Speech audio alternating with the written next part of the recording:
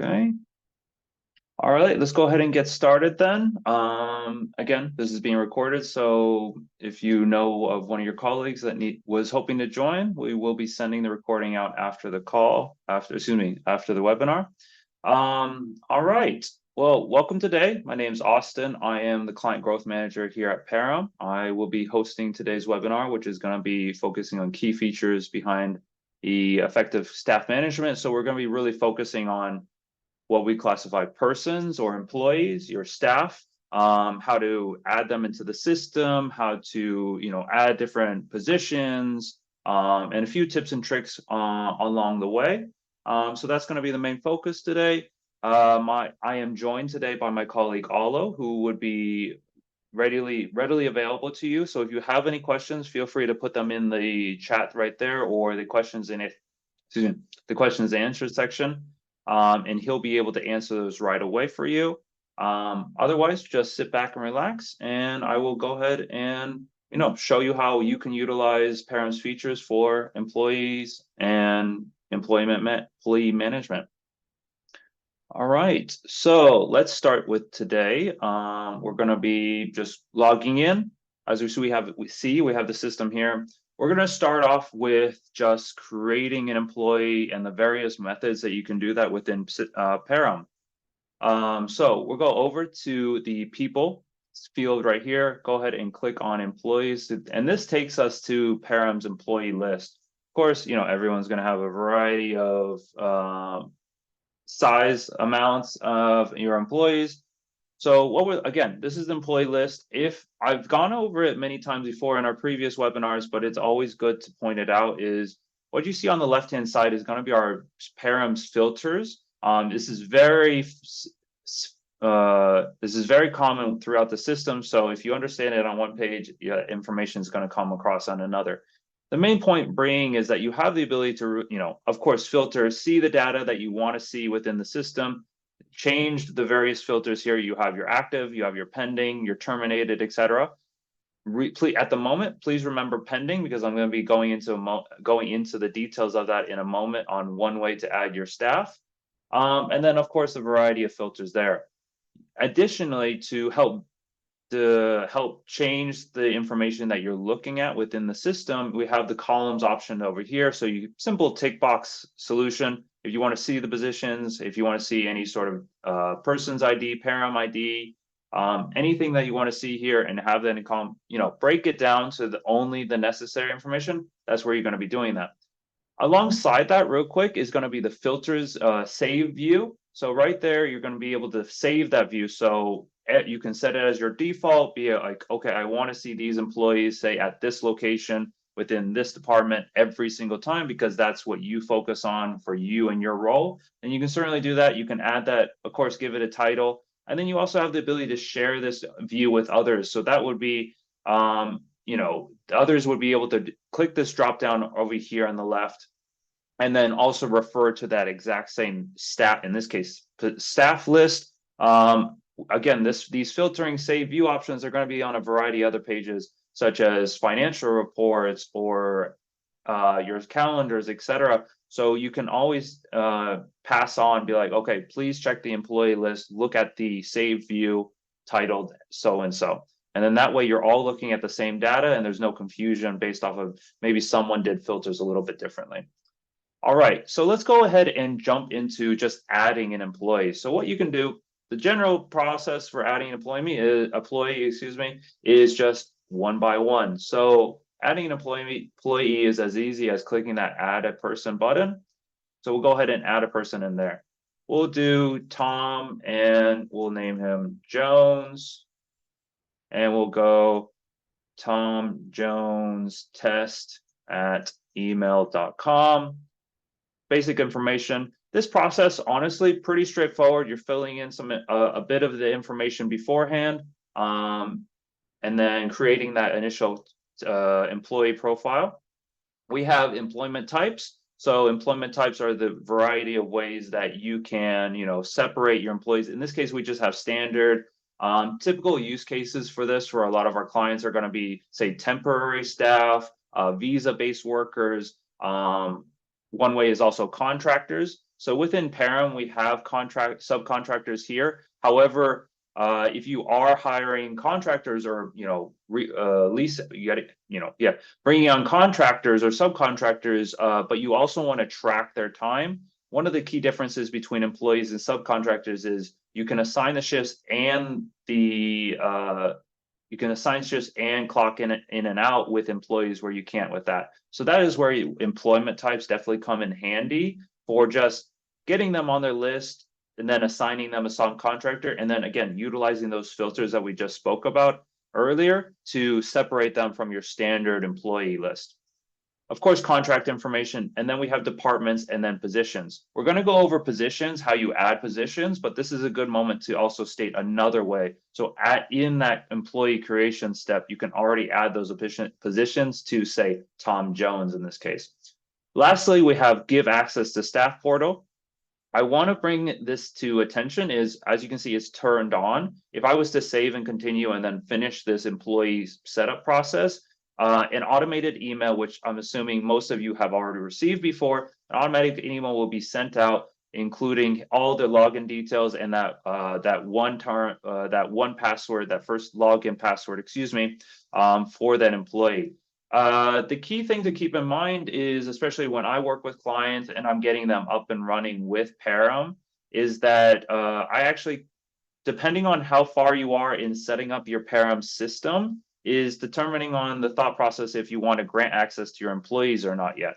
Again, I usually work with clients which are just getting up and going with the system. So I typically suggest to turn that off until the system is fully complete. You have all the settings, all the positions, etc., all dialed in.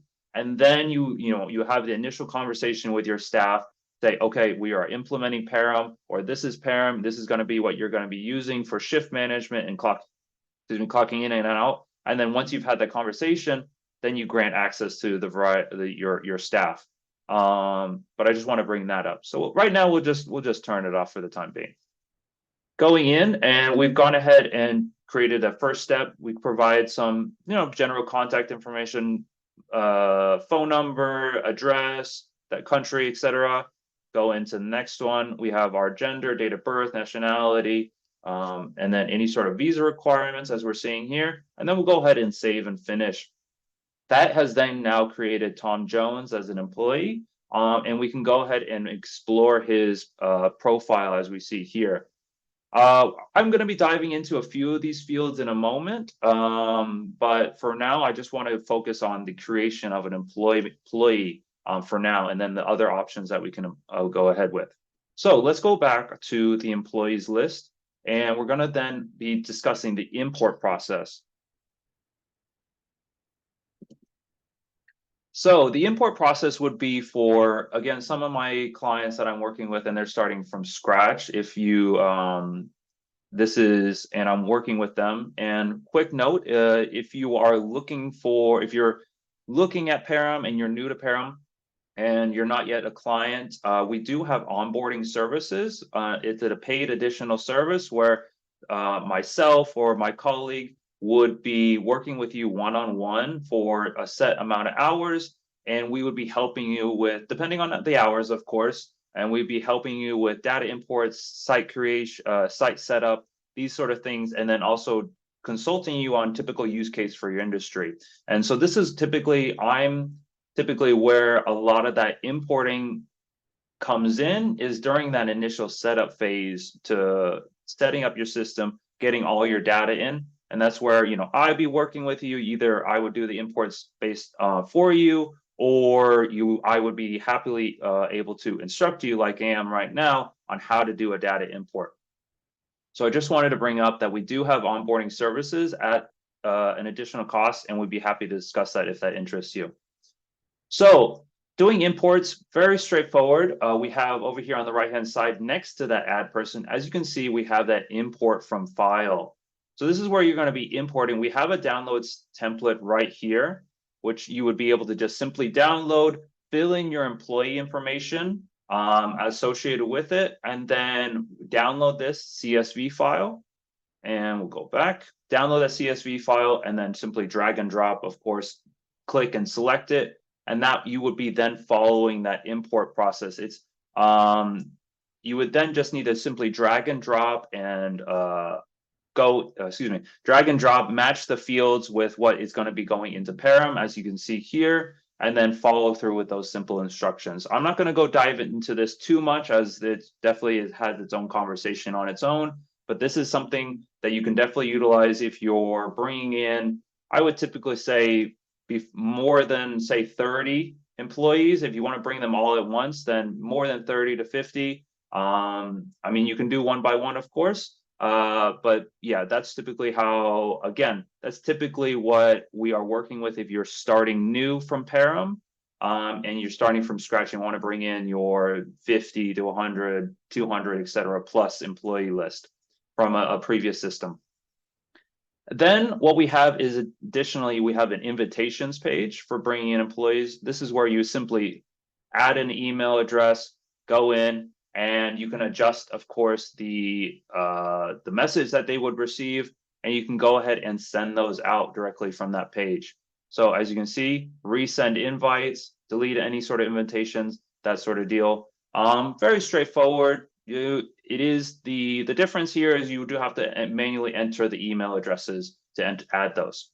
Lastly, this last sort of like I would say the easiest process, and it's certainly one of the favorite processes for our clients that are utilizing Param in the temp agencies, is utilizing what we call is join our team button.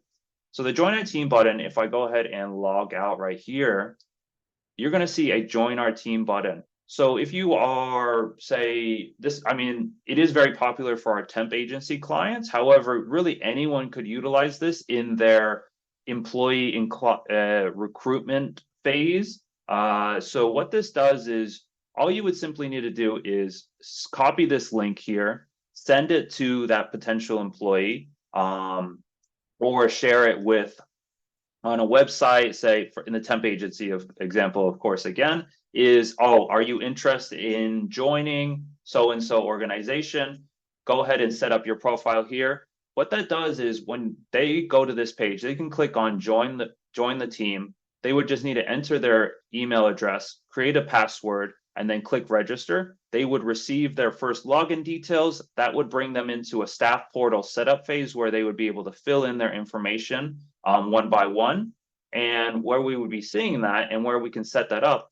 And once they fill in that information, that gets submitted to you, and you can then view it and as pending. But let me first, before I go in and show you exactly where that's going to be shown, where you're going to be seeing that, we're going to go into system settings under data and privacy, data collection over here on the left hand side. And as you can see, there's that people can join team on login page. That is exactly what we did. So if I have it currently turned on, so we see join our team. If I turn it off, of course, that's not going to be available. That would be, typically you just, so people who would be accessing that would only be able to access if they're a current employee. While we're here, you can see what kind of details that you can offer them as potential employees to fill out for you. So overall, this is going to save you as HR recruiters a whole lot of time not having to enter this data yourself. You would only simply need to go through the process of going to the employees list, and then they would be created, and they would actually just simply pop up as a pending status on your employee list.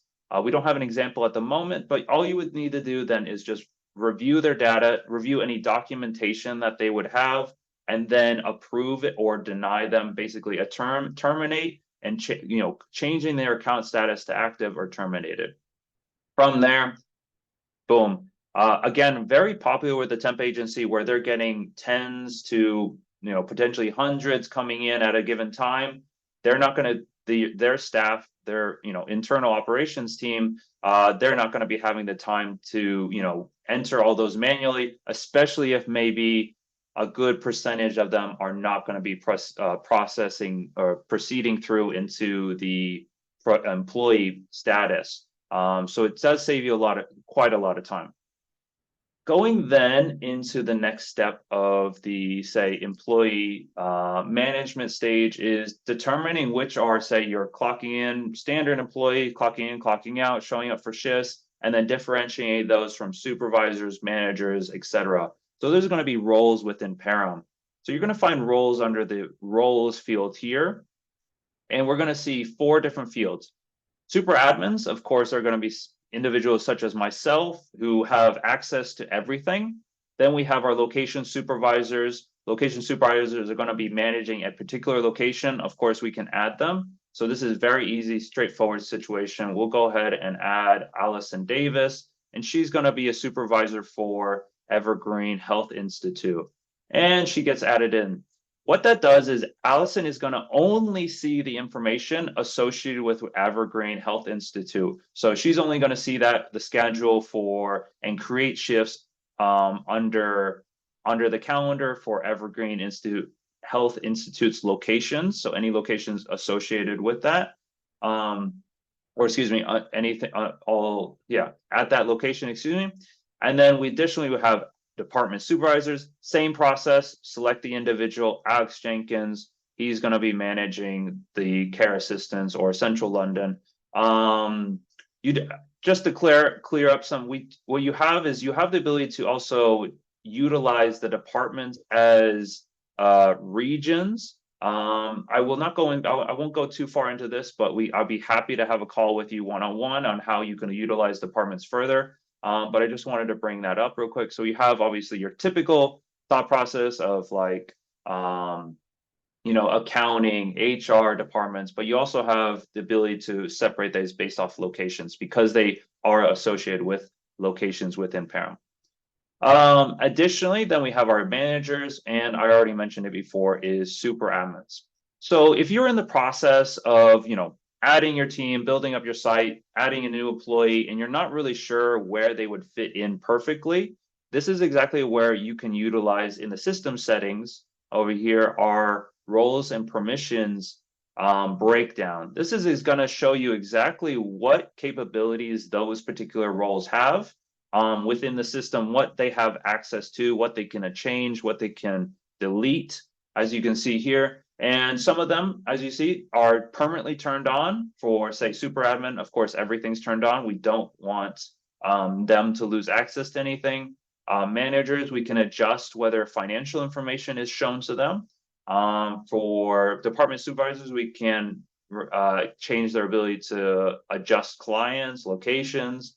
So it's certainly something I highly recommend each and every one of you, if you have access to this page, of course, is to certainly explore, see what you would actually maybe want to change and make bespoke for your managers, your location supervisors, etc. All that information would be accessible through the roles permissions page on the system settings. All right, so let's go, and going back to the positions that I mentioned a little bit before. We were able to add a position.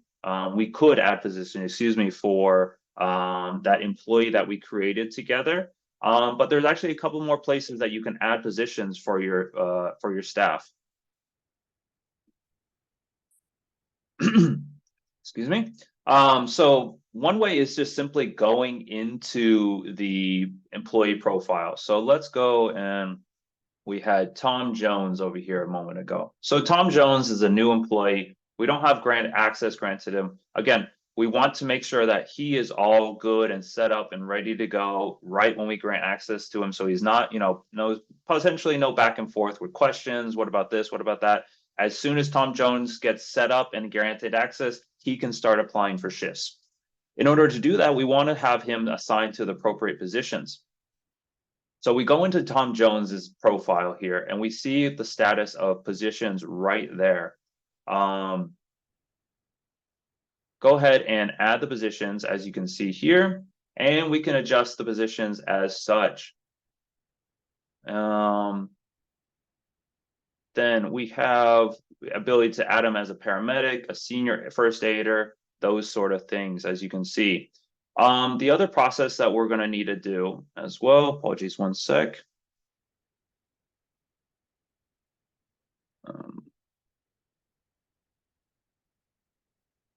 Apologies. What other way we can add positions, excuse me, is to simply go to the employee list. And we can do this on a mass basis. So this would be definitely relevant for if you're operating and adding employees with the import process. So you've imported, say, 100 employees, and you have your list of, okay, these are nurses, these are paramedics, these are emergency care assistants. So what you can do is you can go through your list, and you can tick the boxes for the particular ones that would be for a nurse or whatnot, or simply just select all because everyone by default is starting a position as a nurse or a care assistant. And you can go and find the with selected option right there. Not only can you add positions from there, but you can also remove, manage the departments, change their statuses, grant access or revoke accesses, or also add to locations. So add locations would be technically adding them as preferred staff on that location, but again, that's not a conversation we will have later.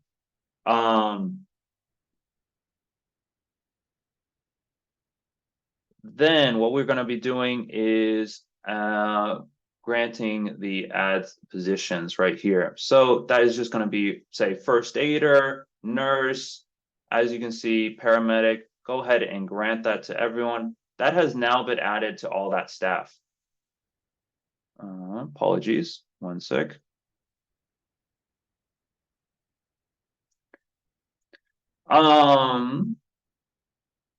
Then once you have all there, the key thing is with regards to the positions is that, and especially if you're getting set up and started with Param, we do have to remember is you want to make sure that the right people are showing up for the shifts that you are creating. And by adding those positions to those employee profiles, you can ensure that, say, Tom Jones is being shown the right shifts, and he can apply for the right shifts, or you're assigning Tom Jones the right shifts. I guess one thing we can show you real quick associated with that is regards to the scheduling and scheduling settings, shift assignment, excuse me, and require position match. And this is what I mean. So if Tom Jones does not have nurse assigned to his profile as a position, and there are open shifts, excuse me, for a nurse, Tom Jones will not even be notified of that. And that ensures that the nurses in your staff or whatever position in your staff are going to be applying for that shift and making sure the right person is matching that shift and applying for it and showing up for the job. Then going in further, we'll go into actually, communicating with your employees, and going further from there is, let's go back to the employee list. So one way you can do that is going into we'll start from the calendar. One way to do that is utilizing the filters that we have here. If you want to, say, communicate with the employees only on a particular location, you can filter out there a particular position. So just the first aiders, and also just the nurses, we can filter out there. And then what you have on the right-hand side is we can message all visible people. We can also notify them, invite them to apply for those open positions there. But for the time being, I want to focus on just communicating with them. So this is one way. We want to say, okay, there has been some changes in regards for your working as a nurse or working as a first aider. So we can create a message. As you can see, it's selected all those that have the position of nurse and first aider on their profile, and then we'll be adding them there as the recipients. We can type in our message there and then of course send it out. This is to be aware of. This is going to be an email format, so they will be receiving it to their emails. What we're seeing here on the left-hand side is SMS. I can't guarantee that all of you that are on the webinar today will have SMS feature enabled on your system. But I do want to mention it. So that is also, if you do, then you can certainly utilize this. Do remember there is a messaging fee associated with each one of those that you're sending out. So typically, I always recommend email. Real quick, while we're here, I can just show you exactly what the invite available people. So this is going to be your template. It's going to show the breakdown of information for open shifts, and then any sort of recipients that you have there. So that's just a quick breakdown of that while we're there. The other option is going to be from the employee list, which we were going to show before. What you can do is a simple ticking the box selection. So again, you can break that list down based off location, position, age range, employment type. So again, if you have some subcontractors, you're utilizing that employment type, position again, any sort of pay schedule, et cetera, et cetera. You can break that down. That will give you the list that you want to see. And then all you have to do is tick all, and that will be able to message all with based off of your filtering criteria. Over here, you can then have the message button that would message all those selected individuals. Again, exactly what we saw on the scheduling page. Next up, we're going to be going over the go over some sort of like shift reminders. So this is going to be within the system settings over here. So this is going to be in shift assignment. So just reminding your staff, excuse me, just okay, excuse me, went over this before, but there's also shift cancellations. I want to explain real quickly if there is any sort of management of your staff, in the sense that I guess it's more of a scheduling topic, excuse me. But it's good to go over it while we're dealing with the employees. Is can the people cancel their shifts? So we want to have that. Typically, I would say you would probably want to have that turned off, but they can do that. There is a 24-hour period, so you do keep that in mind. But I would highly recommend keeping the shift cancellation turned on. Then we want to go into then the notifications for your employees. So going to actually, we'll go with the schedule real quick.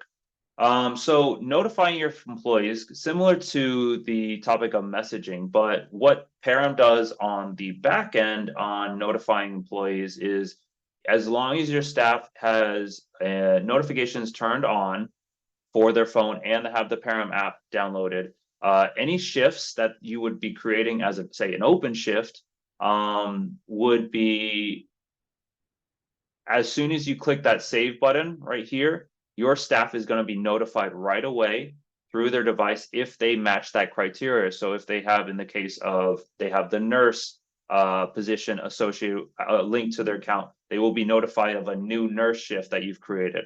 This is going to be automatic. Again, we just talked about the messaging system, but this is something that is Param does on your back end. And we've actually seen a 30% increase in fulfillment time for shifts since we released that feature.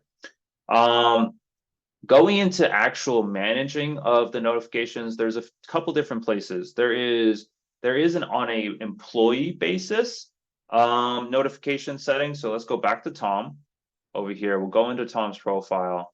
There is a individual notification setting page. And this is going to be for Tom's management of what emails he would actually receive. So this is going to be, if Tom is, say, he prefers all the notifications just to be through his device, then he himself can go through it, but you as an admin can also go and you can turn these options off if you wanted to. And again, these are going to be personal notifications. So these are going to be ones that get sent just to Tom, that are just relevant to, say, his shift, his schedule, jobs, etc. Cancel any sort of cancellations, availability, unavailability, that sort of deal. On a company basis, we're going to be going back to the system settings and we're going to go over to this notifications right here. So notification is going to give you a bigger breakdown, and it's also going to give you those three categories. Again, SMS is dependent on how you guys currently have your system set up. So keep that in mind. But then we also have email, and then also those push notifications that I mentioned through the mobile app. Each one of those has a little bit of breakdown, so you do have some specific criteria that you can turn on and off. So again, this is going to be definitely based off of each one of your use cases and how your organizations go. So I do highly recommend exploring the notifications page over here on the left-hand side.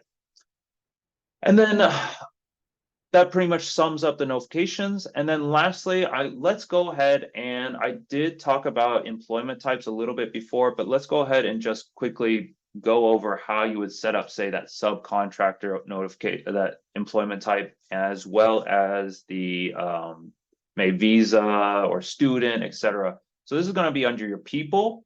And then as we see, we have positions here. So you would actually be creating your positions from this page. And then you'd also be creating your employment types from this page. So with Imperum, so when you set up the system, there are going to be some standard default ones. Standard being just a standard employee. If you're not having too much variety, then a lot of cases you're going to be fine with this. You're going to have contractor, as I mentioned before, so you can just simply turn that on and utilize that. We have other classification of employee and then temporary staff. Again, I think these two are going to be definitely more linked to each other against this. Or if you have your own internal classifications of your employees, then you could then utilize the add employment type option right there.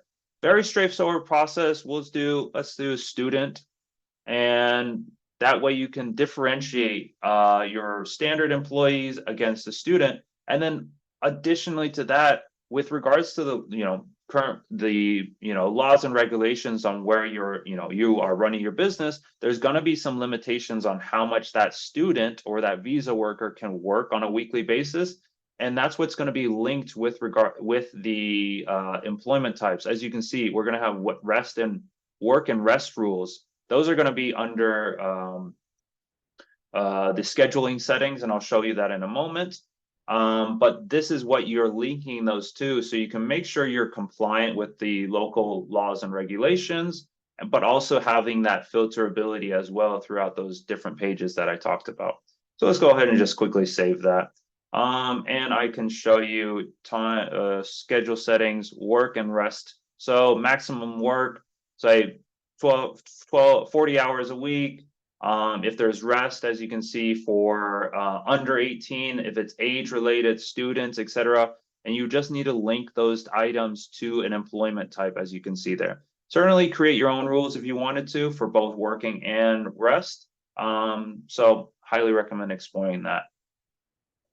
All right, just to basically go over what we did today, we went ahead and we created employees a few different ways. We added some, went over the roles and what differences they had with each other. We then added some positions in a few different places, even in the employee creation phase. We also messaged employees through a couple different methods. And then we went over a couple settings for canceling shifts, making sure employees have the appropriate accesses. And then lastly, we went over notifications. That pretty much just sums everything that I wanted to go over today. And I hope that some of you have, at least learned one new thing, which would be great. If there was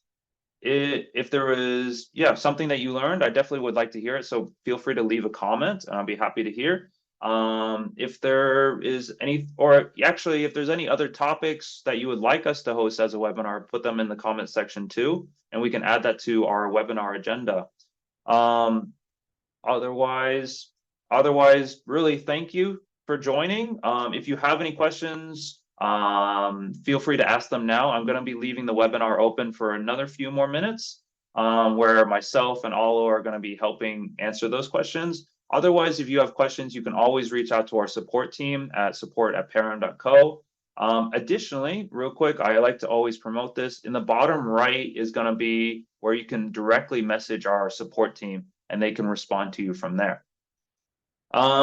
Yeah, again, thank you for joining in today's webinar. If having questions, feel free to reach out and have a good rest of your day. Again, we're going to leave it open for a few more minutes and then we'll call it a day from there.